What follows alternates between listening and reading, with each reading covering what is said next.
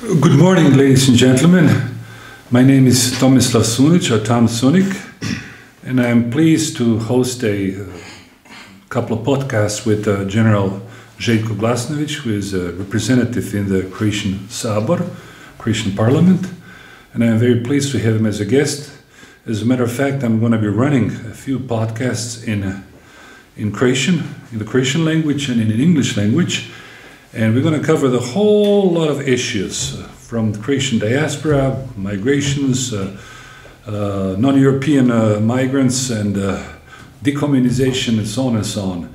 So I would be very pleased to welcome Mr. General Glasnović, and today we're going to start with our first podcast, which primarily concerns the Croatian expatriates, or as we say, diaspora. Welcome, Mr. Glasnović. I'm happy to have you here, and I would first and foremost like you to explain a little bit those concepts and those words, if I can put it that way, because of course in the United States of America people do not use very often the word diaspora. They prefer the word expatriates or expats. So could you please put it in a somewhat wider European perspective, this whole issue of Croatian diaspora, other than the fact that we have one of the largest diaspora, the largest expatriate community in the world? Well, thank you, Professor Sunić, and greetings to my sincere greetings to Croatians outside the homeland, from Argentina to Australia. Yeah, the Croatian diaspora is probably second only to the Irish diaspora in the global diaspora. The term diaspora isn't exactly fitting for our situation here in Croatia, because Croatians outside the homeland are a part of the body politic of Croatia. We also have Croatians in Bosnia and Herzegovina who are constitutional. It's a constitutional people. I guess that's a big problem, because very often they are fit into the category of diaspora, but they are certainly not diaspora. Could you clarify that issue a little bit? Well, so you said this is a constitutional people, the Croats in Bosnia and Herzegovina. The Croats are not diaspora. Yeah, as a constitutional people are the oldest ethnic group. They have a long history of. Not to go too much into the history, you have bishoprics and parishes in Catholic parishes in Bosnia and Herzegovina that are older than the Zagreb. Yes, Zagreb bishopric. But for example, the Croatian, we have over 3 million Croatians, up to 3 million Croatians. Primarily folks in Latin America, North America, Australia, and elsewhere. Yes, and many have left after. Many left after 1945 to escape from the one-party system. Today, the tragedy of today's Croatian state is that they are excluded from the body politic and political processes in the country, even though hundreds of thousands of them have dual citizenship. Croatia is the only country that I know of on the globe that has a parliamentary system where minorities, we have 8 minorities in Croatian parliament that decide key issues like the budget, national security. Could you please explain that minorities, because this has a somewhat different meaning in the Croatian and the English-speaking territory. Minorities, this is not Croats. We're not talking about Croats. We're talking about Serbs, we're talking Hungarians, Slovaks, who are represented in the Croatian parliament. Italians. And to what extent do they function or thrive to the detriment of Croats who might potentially be interested in returning back to Croatia? Well, they're usually the deciding factor when it comes to these. You mean minorities? Minorities, this key issue, and they're used as a ping pong, in a ping pong sort of way when it comes to deciding key issues. Like give us some examples, please. Budget, national security. While we have 8 minorities in Croatian parliament, we have only 3 members from Croatians outside the country, diaspora, and plus Croatians in Bosnia and Herzegovina. So we have only, so we see the disparity. So we have here is a typical case of positive discrimination. So basically what you're suggesting is that Croats abroad, Croatian expatriates, are being discriminated deliberately by the so-called Croatian government, correct? Exactly. That is, I have no other term to describe this positive discrimination. It's a deliberate sabotage. Other reasons why these Croats are not returning outside the country, coming back to their homeland. One is that some are, when they come here, they are strapped with double taxation. That problem has not been solved yet. Has the Croatian government done anything in terms of alleviating this tax burden, or?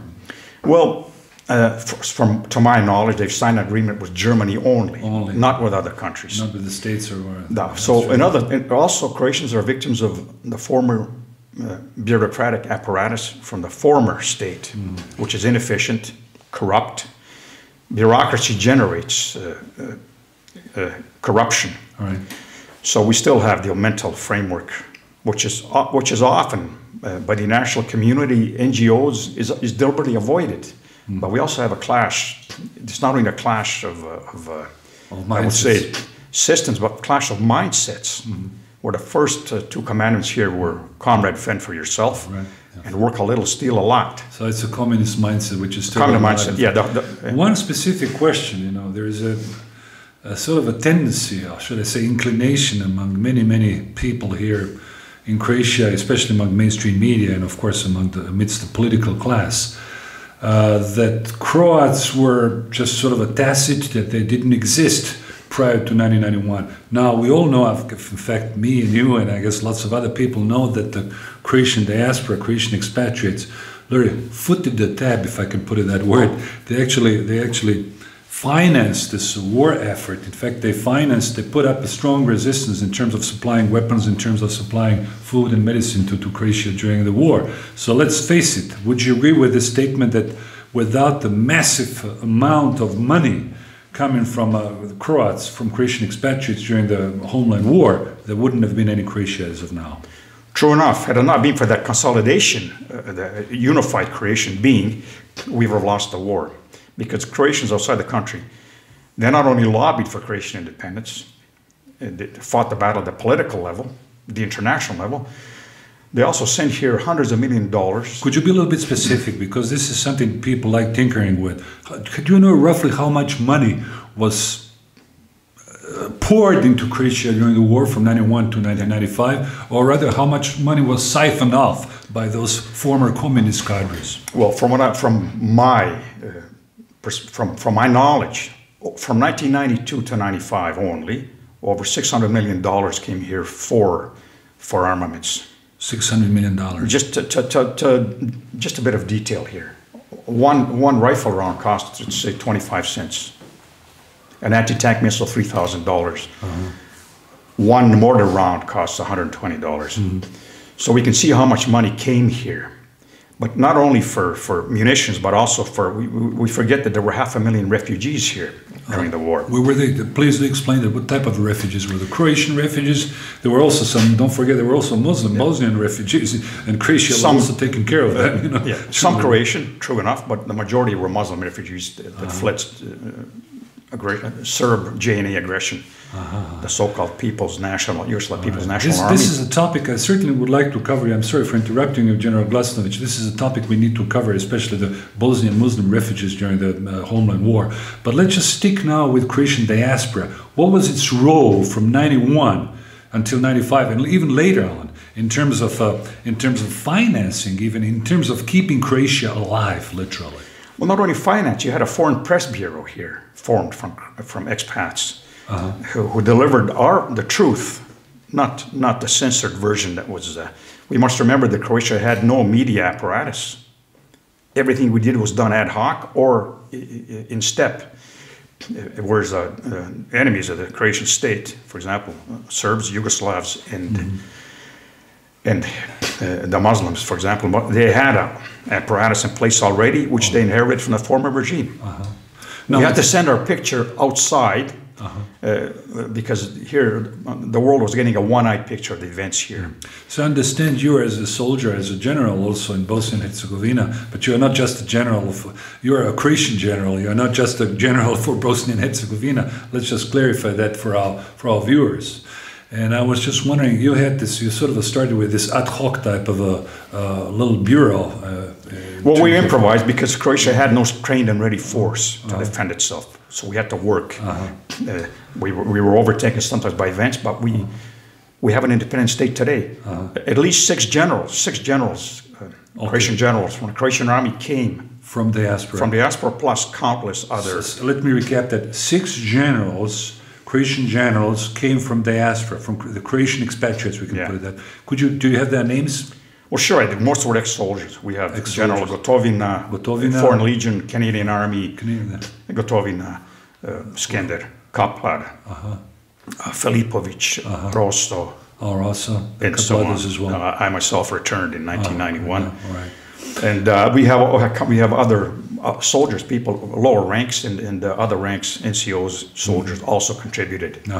We'll talk about this, General Glasnović, but let me just backpedal a little bit. Let's return to our diaspora. It's been 20 years now since the end of the war. Well, I guess 22 years. The situation as far as diaspora is concerned, well, the way I see it, the way most Croatian residents see it, looks pretty dismal. Now, what is your role here as a Croatian MP, as a Croatian deputy representative in the Croatian Sabor? Have you made any inroads? And what is the role of the government? I understand the way I see it. It seems to me that nothing is happening. I don't want to be vulgar and use that bad word, but this thing happens. It's just nothing happens. Well, I said before that we have barricades for the return of Croatian expats into the homeland. What type of barricades? Well, I mentioned first social bureaucracy.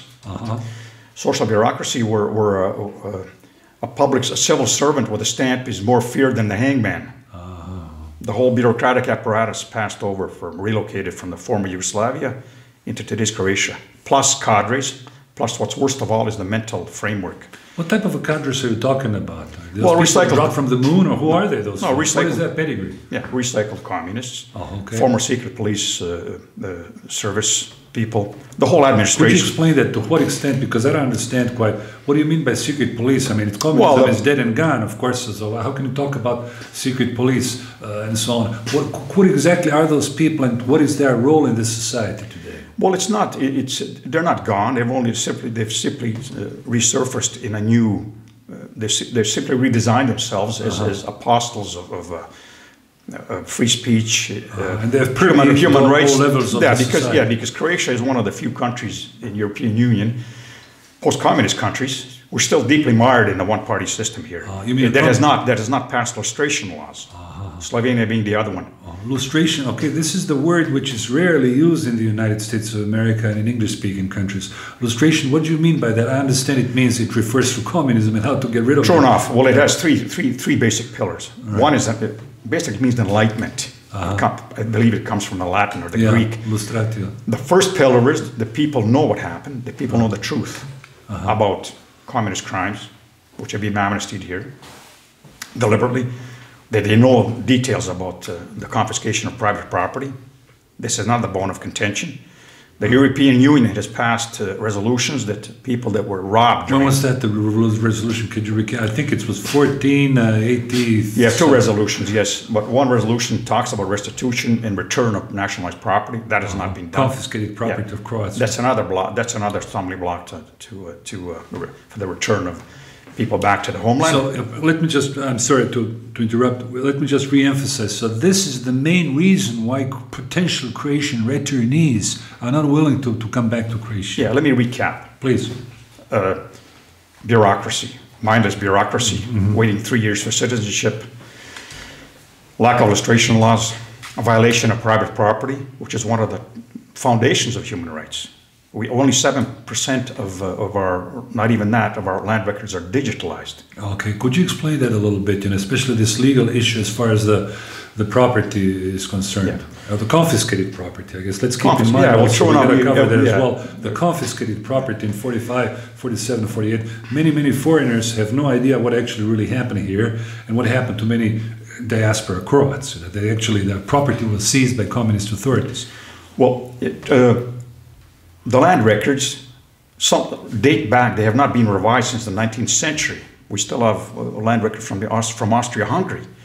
But digitalization is a stumbling block because these legal, judicial wranglings in the courts, they last 10 years there, which is slow justice is not justice. People are dying. We have thousands of people still living in other people's apartments. And I just mentioned, for example, the disappearance of 500,000 ethnic Germans from the and the confiscation of tens of from Yugoslavia, at least 100,000 from Croatia, and Croatians also, where thousands of shops were taken from people, farms, small businesses, trades. This disappeared after 1945. We still see the fallout of this regime. That's why I say we're still mired in the late 1950s. And we also have, as I said, that deliberate sabotage. We also have that in the Ministry of Internal Affairs, which is the final stop for citizenship. So if we talk about a demographic loss, see, the first generation of economic immigrants, Croatians, we have over 1.5 million by 1972, which the former state called an excess in the workforce. That euphemism. Euphemism, yes. Excess in the workforce. This is a tragic topic, General Glasnović. You have made a very good summary. Let me just, we have a few minutes left, so I'm going to ask you a few questions. Of course, dear viewers, dear ladies and gentlemen, we'll certainly come back to this topic and to what extent this affects now the plight of all Croats, especially the plight of Croats who might be interested in returning to Croatia.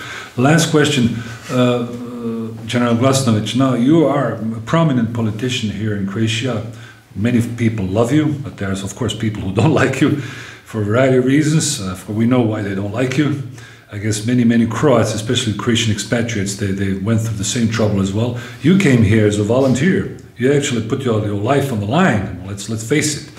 Now, you would, however, I'm sure you would suggest something to our Croatian fellows or Croatian compatriots who live abroad, be it in San Francisco, or for that matter in Sydney. Do you have any particular suggestion how they should persevere, or what can they expect from you? Well, first a sit rep. First, I'm an independent member of Parliament. Croatians outside the country must consolidate their ranks and ask these critical questions. First of all, the newest, there's a law being written now. It actually has been, the law is finished. It hasn't gone through a reading in Parliament. Is a law that deals with which easier criteria for getting citizenship. They will cut that socialist bureaucracy. So these are good news, right?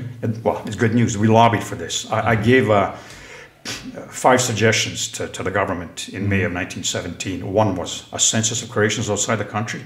Did it finish the census?